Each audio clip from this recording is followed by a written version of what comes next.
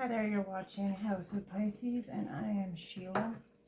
I wasn't going to post this, I was just practicing with some of my clarifying life situations cards that I don't really use that much because honestly I just haven't had the chance to go over them. But I figured I might as well post it up. It's for a collective, so I was pulling on the an energy update after the new moon. Full moon. I'm tired. I wasn't going to post this, but I had it on my table, so I figured I'd share it anyway. That's why it's already out here. But I was just looking for an energy update for my collective, the people that normally watch my videos. So the overall energy of this was justice. Now that could be getting karmatic justice, receiving what is right for you. I think it is karmatic justice because I do have the Wheel of Fortune on the table as well. Water. Oof, I was like eating a coffee candy and it was making me super dry throat. So karmatic justice, that could be balancing the scales, feeling called to take action. That could be the universe providing you what is destined for you. So 1111 energy, a new beginning. What do we have here? I pulled one of the clarifying life situations card with a tarot card accompanying them. So we have embracing solitude. In this card, it's like an energy of being in a drought within your life where you feel like you're being slowed down. You know how it is like when you're walking or trying to run in the sand, but you can't run, you got to walk because it's like impossible. It's almost like an energy of when you're feeling like nothing can grow, there's no growth in your life, there's drought in your life, because there is this conflict card, the Five of Wands. The Five of Wands would indicate internal or external conflict, competition, or problems going on in your life where you are conflicted about if you're making the right choice. So embracing solitude here, it's somebody walking through the desert. It's solitude, it's desolate, it's a low point in somebody's life possibly. But when you look at the desert, there's certain things that thrive in the desert that can't thrive anywhere else. So what I'm getting off this reading as a low point in your life where you were forced to take matters into your own hands and walk alone. It was tough, it was shitty, it was sucky, but it also taught you how to thrive in your own presence and on your own. Oh, yawnies. Next up we had Magic Opportunity and the Hermit. Of course, the Hermit is that Virgo energy. I am a Virgo moon. And we did just have the blood moon in Virgo. So in this card, this person's upside down. I mean, they both have like reverse and straightforward meanings. But it kind of gives me this energy of having your life flipped upside down. Having your point of view shifted radically, possibly in a way that was unexpected. Having your world turned upside down, so to speak. But have recognition that in this place where you were in solitude and conflict and you had to learn to grow under harsh conditions, there's a self-imposed isolation period. It might have not been self-imposed. It might have just been the situation you were in that gave you a new opportunity to see things in a different light, to embrace, what's the actual definition of the card? Embracing the unexpected and seizing the chance for transformation. Yeah, so that really goes along well with the Hermit card and the vibes that's coming off here. Next up we had Fully Immersed and the Four of Swords. So in the Fully Immersed card, you get a girl that is laying in the water. She's not drowning. But I get the sense that you may have felt overwhelmed or like you were drowning in your thoughts, drowning in your conflicts. Sometimes when you go within, you can start to dig into those shadows and it can bring up some unpleasant feelings and situations. The point of this card, though, is emphasis that Everything you want is all around you, just waiting for you to use it, to see it, to grab it. So you're immersed in the energies of the universe. That Four of Swords card is somebody who's taking time for themselves to reflect. It's a meditative state. It's a resting state. It's nurturing your heart. I get the sense that in this state where you were in some sort of isolation, you may have been recently single, lost your job, feeling alone. You may have had to move somewhere, like take what resonates, right? It's a general collective reading. I'm not really pulling on love. The only card I have that would indicate some sort of relationship would be the Knight of Cups. And that doesn't necessarily have to be about a relationship. In this energy you were in, it comes across to me that you received some sort of message from the universe about a new beginning, about some new path that you were supposed to take, right? So that's being fully immersed. You might have been feeling like you were drowning in your own problems and situations, but at the same time, in that state, that's when you were receiving some sort of spiritual messages, upgrades. Recording. Shh. Kids. Okay, so next up we have Seize Every Moment. What you see here is a card with a window. It's a window of opportunity. The window of opportunity was open for you. You felt like you were receiving divine guidance, spiritual guidance. You may have been seeing synchronicities. You may have been receiving messages even in your dreams, because that Four of Swords, generally the person's resting, they're sleeping, right? So that could be in your dream state. Seize every minute. You may have seen a window of opportunity or received messages through dreams, musics, downloads, leading you to believe that you had the option to, Six of Wands, create a new successful beginning for yourself. There was an opportunity available to you where you were trusting the process, the divine timing here with trust the process and the Knight of Cups. This is something that you would have been daydreaming about, fantasizing about. This opportunity that you were going to seize the day and you were going to make a move on this opportunity was something that you felt like was a good investment, that you did have a good outcome to achieve this thing you were desiring. It could be a relationship, a new job, a move, work, investments. Again, this is the only Cups card. No, there's Five of Cups. But when it comes to like love cards specifically, that is the only one that's kind of more specific about love. Again, that's with the Trust the Process card. So I feel like you were receiving some sort of divine intervention, some divinely guided, self-imposed time out from the universe that was meant to slow you down, put you into a state of solitude where you could receive guidance and direction from the universe on which way to take the direction of your life, okay? You seized the opportunity, seeing a window of opportunity. Whatever you were receiving sent you in a direction to make a choice to trust the process, send a message to someone, apply for a job even, because the Knight of Cups is an emotional messenger. Usually love.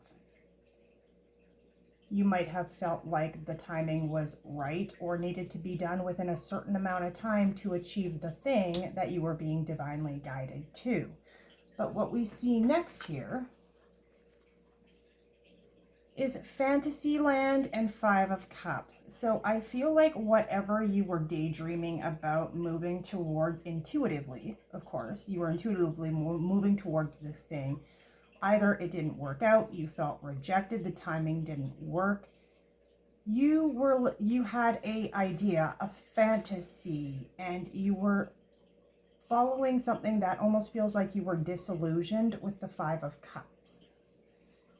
Because that's loss, grief, sadness, something that was spilled out following taking an opportunity and moving forward, jumping on that timing. So I feel like whatever you were going for, that you felt divinely guided to take a step in your life that was very significant, it didn't work out. Or at least it didn't appear to work out right away, because that 5 of Cups is 3 cups spilled over, which is fated spilled over events, which brings me back to divine timing. Divine timing saying the right place or the right person, the right job, just the timing wasn't right. The person you were trying to do it with wasn't right.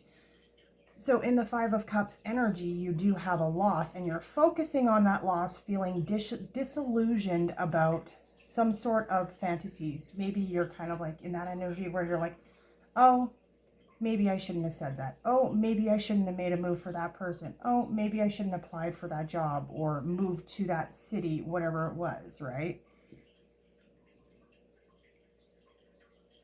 The card itself is basically just telling you to make sure everyone involved is being realistic and on the same page. So whatever occurred here, you did take your chance, you did move forward, and sometimes that's how it goes. You will take your chance, you will move forward, and it won't work. It's not that the universe is not going to give it to you. It's going to come to you in a different form, a different person, a different place. The universe is going to give you that. It just was not the right person or place that you were going for, right? So next up, we have the Wheel of Fortune. The Wheel of Fortune usually does indicate divine karmatic justice, something coming to you that you deserve, whether it's good or bad. Upright, it's usually good. So following this failure or disillusionment with what you were trying to achieve here, you see web of connection. It looks to me like because of this situation, you've started to create new connections with new people, new places, new jobs, whatever the situation is. Because of that, even though it didn't work out the way you wanted, you did meet some new people. You did make some new connections. And those connections are bringing back people either from your past to reconnect with you now in this energy of eclipse season, or the universe is going to give you what you wanted. They're just going to give it to you in the form of a different reward. Your karmatic justice is still coming. You didn't make a mistake, because I don't know how to explain this. When you go for something, even if you fail, the point is still there. Energetically, you've told the universe, you've told the energy, I'm in the energy to start something new. I'm in the energy to make a radical change and transformation. I'm ready to receive my karmatic rewards. So by doing that, even though you feel like you failed, you didn't fail, because it's still coming. Okay? Following up with that, we have On Your Own and the Star. The Star is success. The Star is getting your wish fulfillment. The Star is taking center stage and receiving recognition. On Your Own, it's saying it's a time to take, some alone time to be single and get a new perspective. It appears that you have had a new perspective. You may have somebody coming back from the past that didn't work out over here, and still being understanding that you don't actually need that person, you don't actually need that situation, because you're still going to get what you deserve. Okay, so taking some time out on your own is bringing in your wish fulfillment. It is bringing in your dreams. It is bringing those into reality and giving you that new beginning, whether or not it's with someone else, whether or not it was the thing that you initially moved for. The fact is, you energetically made the move. So I'm guessing this would have been sometime in 2024 or early 2025, before eclipse season anyway. What we have up next is Duality Dance. Seeking balance amid the chaos and find harmony within yourself. Basically, this is kind of giving me the vibes of somebody who felt like they were not being taken seriously, because it does have a clown on the card. And also, with that 9 of Cups, that 9 of Cups is somebody who's single, successful. They've received a lot of abundance in their life. They're doing well. But sometimes it can be surface level, feeling like you're missing something. That 5 of Cups. So for me, duality dance with the 9 of Cups is feeling like somebody who's struggling to really feel like they are successful on their own and like they have received their karmatic justice, their karmatic reward. But either way, it still does look like it's coming here. Gentle release and the 6 of Coins. This does have something to do with traditional values is what I'm picking up from this card. And again, drowning in your thoughts, feeling trapped in a situation, feeling like you need to radically change the situation. Fully immersed is somebody who is immersed in the water. And in this card, it actually looks like this person's either in the water. No, I think they're in the water. Yeah, they are in the water. I couldn't tell if it was wind and leaves or water. No, there's fish everywhere. That's what I thought. So this person's in a wedding dress. That would indicate traditional values, contracts, beliefs, ties, soul ties. And then we have the 6 of Coins. So that is seeking balance, seeking a reward, seeking possibly even receiving a small reward from the universe to let you know you're still on track to the thing you were desiring. So what we have here is gentle release. This person's immersing themselves in the water. They're surrounding themselves with everything that they need. That energy is still here.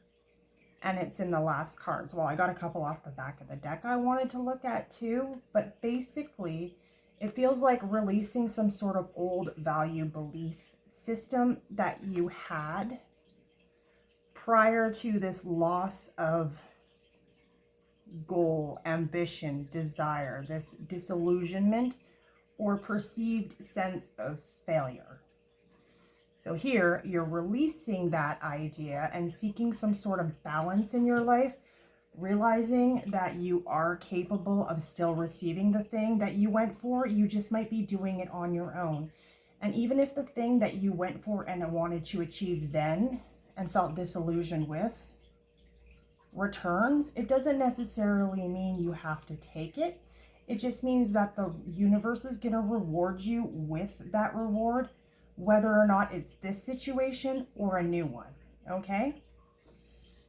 Closing this up, what I had was, these are on the back of the deck, so I just pulled them out in order. I like to pull the last like 2 to 4 cards to see what else the message was about, what we're not seeing. It's showing me 6 of Swords. 6 of Swords is somebody who's moving into a new energy, physically moving, making some sort of energetic or physical or message movements. It's movement into a new place from a rocky or unstable situation. So that's your 5 of Wands and your 5 of Cups. Those are unstable, rocky situations.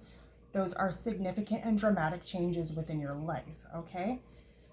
So you would move from the 5 of Swords, the 5 of Cups, the 5s, you would move from the 5s to the 6.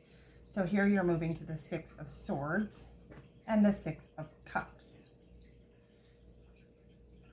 So that's a progression from 5 to 6, okay?